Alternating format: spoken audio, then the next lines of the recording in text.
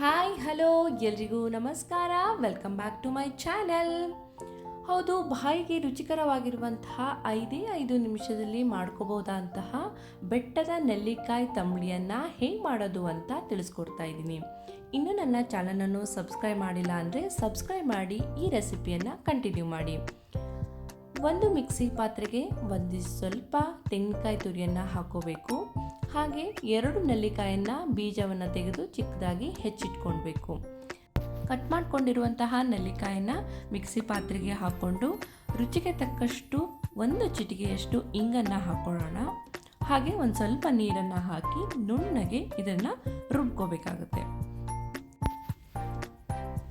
ರುಬ್ಕೊಂಡಿರೋದನ್ನು ಒಂದು ಪಾತ್ರೆಗೆ ಟ್ರಾನ್ಸ್ಫರ್ ಮಾಡ್ಕೊಳ್ಳೋಣ. ಹಾಗೆ ಮಿಕ್ಸಿಗೆ ಇರುವಂಥದ್ದನ್ನು ಕೂಡ ಸ್ವಲ್ಪ ನೀರು ಹಾಕಿ ಇದನ್ನು ಪಾತ್ರೆಗೆ ಹಾಕ್ಕೋಬೇಕಾಗುತ್ತೆ. ಆಮೇಲೆ ರುಚಿಗೆ ತಕ್ಕಷ್ಟು ಉಪ್ಪನ್ನು ಹಾಕ್ಕೊಳ್ಳೋಣ. ಹಾಗೆ ಅರ್ಧ ಟೀ ಸ್ಪೂನ್ನಷ್ಟು ಸಕ್ಕರೆಯನ್ನು ಕೂಡ ಹಾಕೋತಾ ಇದ್ದೀನಿ. ಆಮೇಲೆ ಇಲ್ಲಿ ಗಟ್ಟಿಯಾಗಿರುವಂತಹ ಮೊಸರನ್ನು ಕೂಡ 1 ಕಪ್ಪು ಇದಕ್ಕೆ ಆ್ಯಡ್ ಮಾಡ್ಕೋತಾ ಇದ್ದೀನಿ. ಚೆನ್ನಾಗಿ ಮಿಕ್ಸ್ ಮಾಡ್ಕೊಂಡಾದ್ಮೇಲೆ ಇದಕ್ಕೆ ಒಂದು ಚೆನ್ನಾಗಿರುವಂತಹ ಒಗ್ಗರಣೆಯನ್ನು ಕೂಡ ಹಾಕ್ಕೊಳ್ಳೋಣ.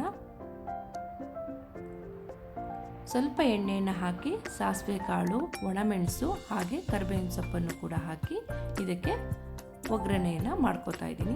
ತುಂಬ ರುಚಿಯಾಗಿರುತ್ತೆ. ಒಮ್ಮೆ ಈ ರೆಸಿಪಿಯನ್ನು ಟ್ರೈ ಮಾಡಿ ನೋಡಿ. ಈಗಂತೂ ನೆಲ್ಲಿಕಾಯಿ ಸೀಸನ್ ಆಗಿರೋದ್ರಿಂದ ನೆಲ್ಲಿಕಾಯಿ ಎಲ್ಲ ಕಡೆಯೂ ಸಿಗುತ್ತೆ. ಈ ರೆಸಿಪಿಯನ್ನು ಟ್ರೈ ಮಾಡಿ ನೋಡಿ, ತುಂಬಾ ಟೇಸ್ಟಿಯಾಗಿರುತ್ತೆ. ಇದೇ ಥರದ ರೆಸಿಪಿ ಬೇಕಾಗಿದ್ದಲ್ಲಿ ನನ್ನ ಚಾನಲನ್ನು ಸಬ್ಸ್ಕ್ರೈಬ್ ಮಾಡಿ. ಮುಂದಿನ ಹೊಸ ರೆಸಿಪಿ ಜೊತೆ ಸಿಗ್ತೀನಿ.